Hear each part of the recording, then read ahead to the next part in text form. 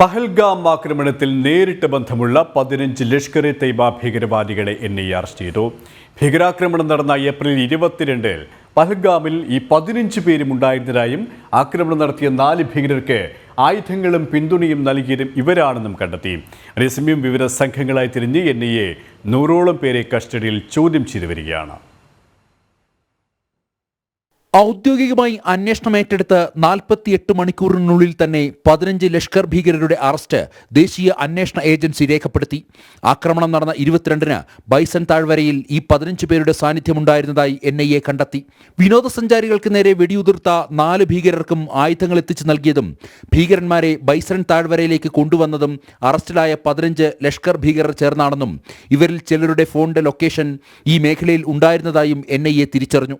അറസ്റ്റിലായ 15 പേരെ കൂടാതെ കൂടുതൽ ആളുകൾ ഭീകരർക്ക് പ്രാദേശിക സഹായം ഒരുക്കിയിരുന്നതായി ദേശീയ അന്വേഷണ ഏജൻസി സംശയിക്കുന്നുണ്ട്.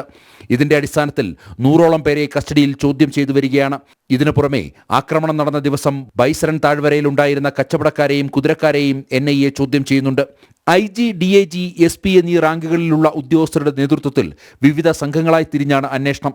അതേസമയം അറസ്റ്റിലായവർ ലഷ്കർ ഭീകരർ എന്നല്ലാതെ ഇവരുടെ പേര് വിവരങ്ങളോ മറ്റ് വിശദാംശങ്ങളോ ദേശീയ അന്വേഷണ ഏജൻസി പുറത്തുവിട്ടിട്ടില്ല.